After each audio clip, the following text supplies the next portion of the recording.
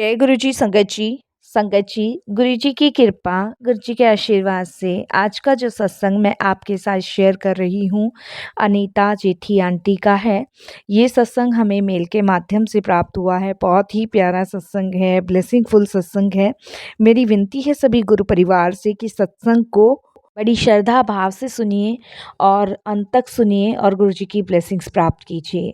संगत जी, हमारे जीवन में गुरु का होना अत्यंत आवश्यक है।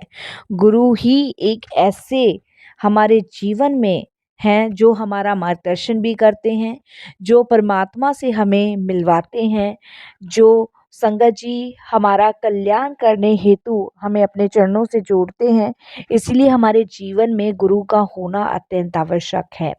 और हम सभी बड़े भाग्यशाली हैं जो श्री गुरुजी महाराज के चरणों में जुड़े हुए हैं और अपना जीवन सफल बना रहे हैं, और ज़िंदगी में जो भी कठिनाई आ रही है, जो भी दुख आ रहे हैं, अपनी ब्लेसिंग्स पाकर उससे छुट्टी पा रहे हैं।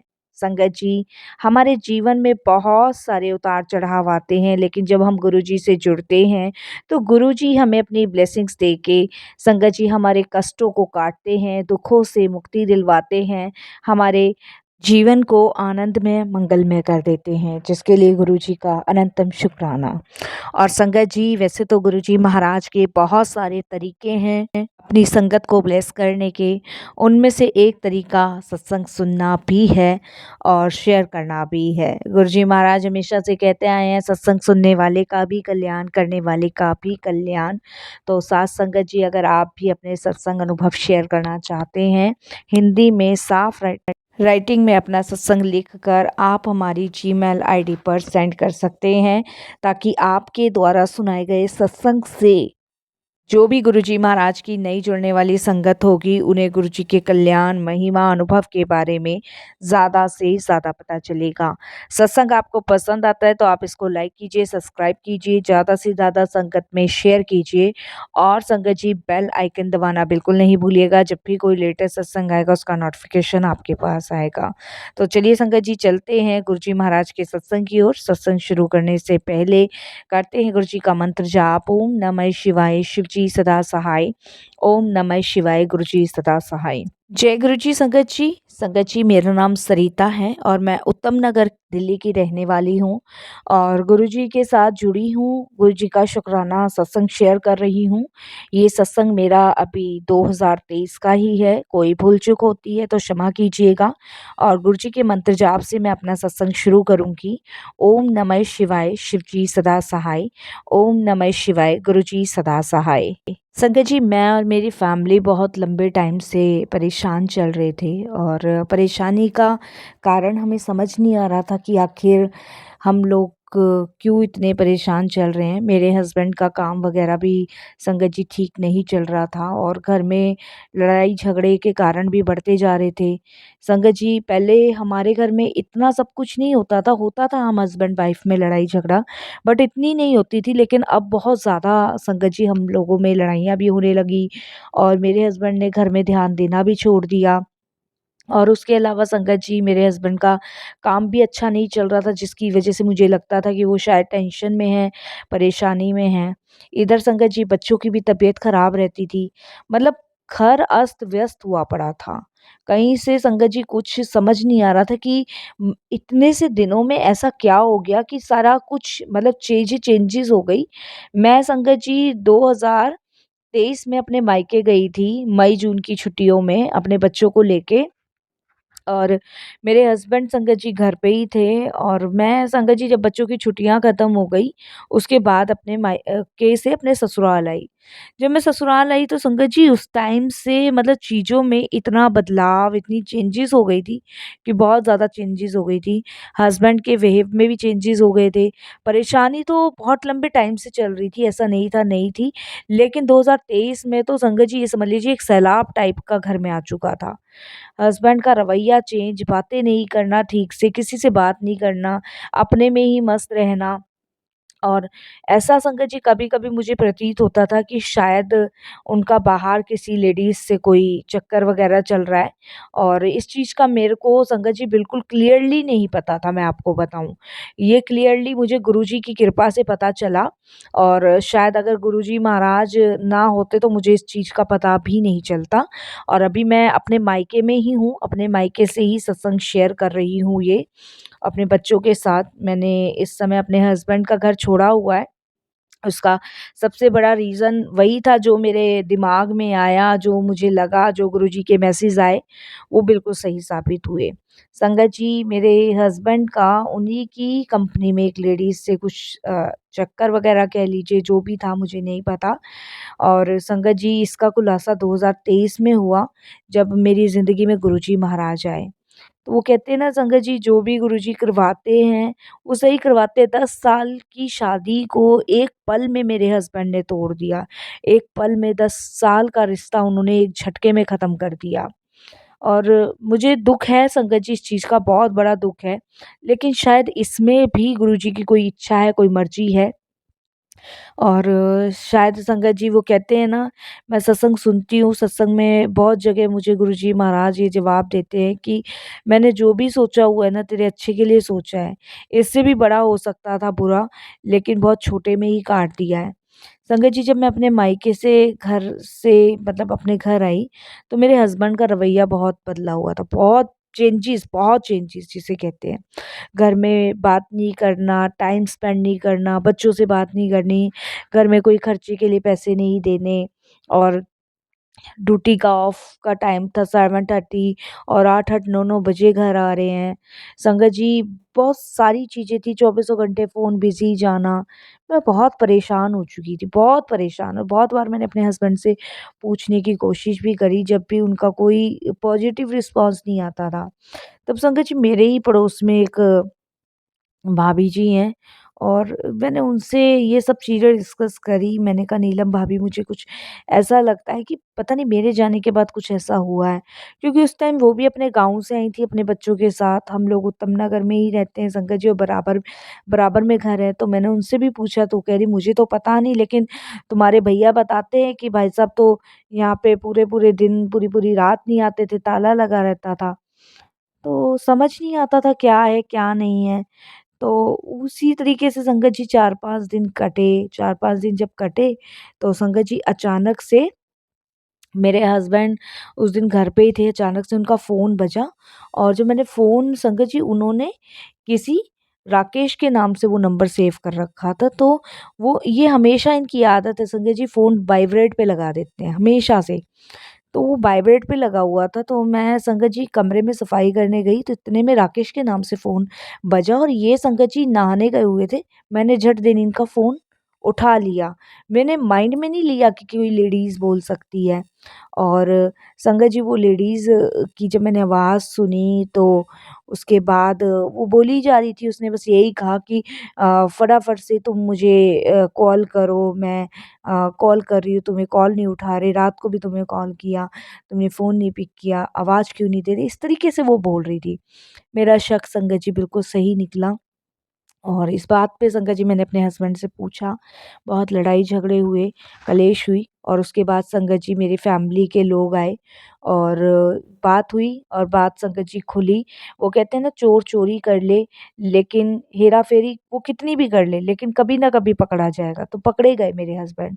और संगत जी उसके बाद बहुत ज़्यादा कलेश होने के बाद मेरे हस्बैंड ने साफ कह दिया कि मैं नहीं रहना चाहता इसके साथ और ये बच्चों को भी ले जाए, मैं इसका खर्चा दे दूँगा, तलाक दे दो, बहुत सारी चीज़ें हुई और पुलिस वगैरह के भी संगत जी चीज़ें पड़ी। ये 2023 की बात मैं आपको बता रही हूँ। उसके बाद संगत जी मेरे मायके में मेरा भाई और मेरे पापा मुझे अपने घर ले आए। घर लाने के बाद संगत जी मैं बहुत परेशान, क्योंकि 10 साल के बाद एकदम रिश्ता टूटना कोई मेरे लिए आसान बात नहीं थी। मैं बहुत परेशान रहती थी संगत जी अपने मायके में, अपने बच्चों को लेके कि कैसे होगा, क्या होगा? तब संगत जी उस टाइम पे मुझे लगा कि शायद किसी ने कुछ करवा तो नहीं दिया, तो हम लोग किसी बाबा वगैरह के पास भी गए, पंडितों से भी पूछा, बहुत पैसे भी हमने बहाए कि भई मेरी मम्मी ने भी सोचा कि घर ना टूटे। बहुत लोगों ने समझाया, उनके घरवालों ने, मेरे घरवालों ने, पर कोई फ़र्क नहीं पड़ा। मैं संगत जी मायके में रहने लग गई, वो मुझे लेने नहीं आए, ना फ़ोन करते थे और हमारा केस भी चल रहा था। कोर्ट में डाला कि भई इसी से डरा दे, थोड़ा-सा समझ जाए, नहीं, कोई फ़र्क नहीं पड़ा। उसके बाद संगत जी मायके में भी रहते हैं तो वही है कि रहना आसान नहीं है। कुछ रिश्तेदार, कुछ आस-पड़ोस, कुछ घर के ही लोग जो हैं बोलना स्टार्ट कर देते हैं। और संगत जी उसके बाद मैं परेशान, डिप्रेशन में, टेंशन में, मेरा कुछ करने का, खाने का मन नहीं करता था, कुछ भी खाने-पीने का मन नहीं करता था। तब संगत जी गुरुजी मेरे जीवन में आए। मैं गुरुजी के इंस्टाग्राम पे संगत जी रील्स देखती थी और उसमें मैसेज आता था कि एक औरत ने तेरा घर बिगाड़ा है। उस औरत ने तेरे पति पे ब्लैक मैजिक किया हुआ है, वो तेरा हँसता-खेलता जीवन खराब कर देगी, लेकिन तू चिंता मत कर, मैं तेरे साथ हूँ और तेरा बुरा नहीं होने दूँगा। तो ये वाला जो गुरुजी का मैसेज आया वो कहीं न कहीं मेरे से मैच कर रहा था और इससे बचने के लिए मैं तुझे एक उपाय बता रहा हूँ, इसे कर। मैंने वो संगत जी पढ़ा और उस सत्संग को खोल के सुना। उस दिन से मैं गुरुजी से कनेक्ट हो गई। गुरुजी के जो भी मैसेज आते थे मुझे अच्छे लगते थे। सत्संग सुनती थी, मंत्र जाप सुनती थी और संगत जी कहीं न कहीं 2023 में मेरा माइंड जो अपने हस्बैंड की तरफ से हट के गुरुजी की तरफ लग गया। वो कहते हैं ना, माइंड हटाना बहुत ज़रूरी है। जब माइंड एक ही तरफ लगा रहेगा ना, तो संगत जी हम शायद कुछ नहीं कर पाएँगे। लेकिन जब माइंड डाइवर्ट हो जाएगा ना, दूसरी जगह लग जाएगा, तो फिर दूसरी चीज़ में जाने के बाद उस पहले वाली चीज़ की परवाह नहीं होती। तो वही कुछ मेरे साथ था। और संगत जी मैं गुरुजी के सत्संग सुनने लग गई, गुरुजी का मंत्र जाप करने लगी और संगत जी इस तरीके से मैं कनेक्ट हुई। और मैं आपको बताऊँ, जब मुझे पता चला दिल्ली में ही गुरुजी का मंदिर है, पहले मुझे नहीं पता था, पहले सिर्फ सत्संग वगैरह ही सुनती थी। तो 2023 में संगत जी अक्टूबर में मैं फर्स्ट टाइम, मुझे याद है संगत जी, 11 अक्टूबर को मैं पहली बार गुरुजी के दरबार गई थी अपने बड़े बेटे को लेके। और वहाँ पे संगत जी मैं पहली बार गई, पहली बार तो थोड़ी घबराहट सी हुई और अजीब-सा लग रहा था। मैंने किसी को नहीं बताया था घर में, किसी को भी नहीं। और पहली बार जाने में संगत जी अजीब-सा लग रहा था, बहुत सारे लोग थे वहाँ पे। और संगत जी मैंने सब कुछ पता करके ही मैं वहाँ पे गई थी और बाकी मुझे गाइडलाइन जो गुरुजी ने दिलवाई, कहते हैं ना अनजाना और अनाड़ी से अनाड़ी आदमी भी अगर गुरुजी के दरबार पहुँचेगा ना, तो उसे भी तकलीफ़ नहीं होने देते गुरुजी महाराज। तो उन्होंने तकलीफ़ मुझे होने नहीं दी। मैंने वहाँ माथा टेका, लंगर किया, बेटे को कराया और वापस आई। और फिर उसके बाद संगत जी मैंने एक फ़ोटो फ्रेम वाले से गुरुजी का स्वरूप निकलवाया, फ्रेम करवाया और उसे अपने, जहाँ मेरे को एक रूम दिया हुआ था मेरे पापा ने ऊपर, जिससे कि मुझे कोई प्रॉब्लम ना हो, क्योंकि मेरी भाभी भी संगत जी बहुत ज़्यादा खिच-खिच करती थी। तो मैं ऊपर के रूम में मैंने गुरुजी का स्वरूप लगाया हुआ था और मैंने किसी को नहीं बताया कि मैं गुरुजी से प्रार्थना करती हूँ, गुरुजी से जुड़ गई हूँ, उनका सत्संग सुनती हूँ, मंत्र जाप करती हूँ। और संगत जी सबको ये लग रहा था कि मुझे कोई टेंशन ही नहीं हो रही। मतलब मैं अपने मायके में हूँ, मेरे हस्बैंड से मेरा झगड़ा होके मैं यहाँ पड़ी हुई हूँ और हस्बैंड, लेकिन संगत जी गुरुजी जानते थे और वो कहते हैं ना, आपकी परेशानी में आपके या तो माँ-बाप साथ देंगे, आपका गुरु साथ देगा। केस चल रहा था और केस अभी भी चल रहा है संगत जी, लेकिन जो मुझे हिम्मत गुरुजी ने बख्शी हुई है, वो सिर्फ़ हिम्मत गुरुजी की कृपा से मैं आगे बढ़ रही हूँ। और मैं गुरुजी को यही कहती थी, गुरुजी या तो आर करो या पार करो।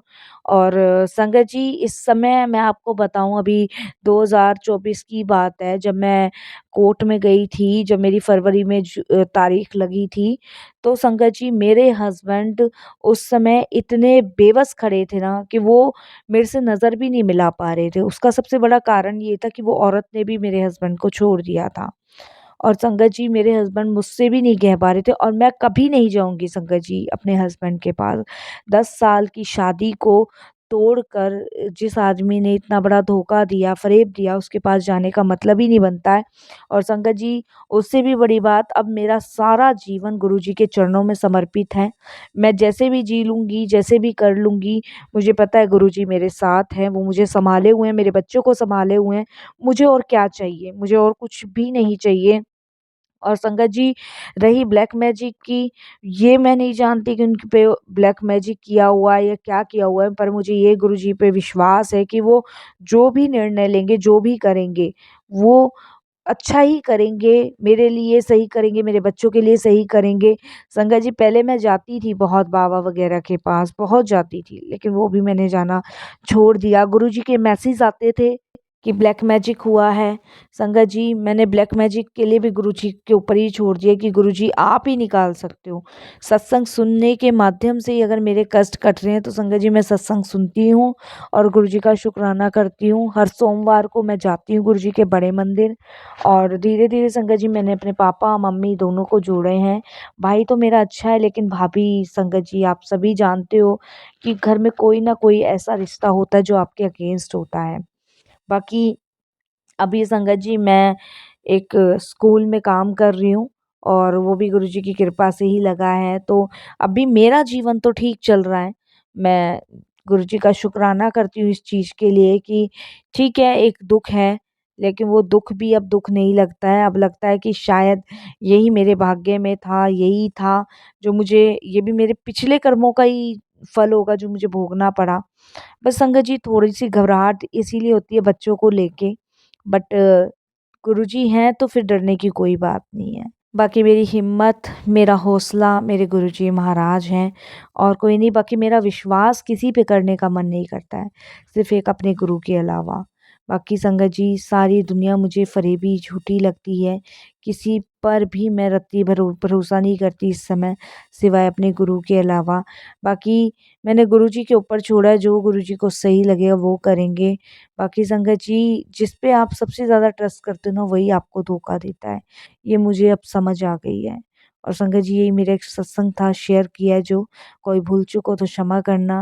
बाकी अनंतम शुक्राना गुरुजी महाराज आपका, मुझे सँभालने के लिए, अपने से जोड़ने के लिए। इस समय मैं गुरुजी की भक्ति में लीन हूँ और गुरुजी के चरणों से लगी हूँ, और अपने बच्चों को भी लगाना चाहती हूँ गुरुजी से। कोई भूल चूक हो गुरुजी महाराज क्षमा करना। मंत्र जाप से यही वाणी को विराम देती हूँ। ओम नमः शिवाय, शिव जी सदा सहाय। ओम नमः शिवाय, गुरु जी सदा सहाय। जय जय गुरु जी, शुक्राना गुरु जी, अनंतम अनंतम शुक्राना गुरु जी।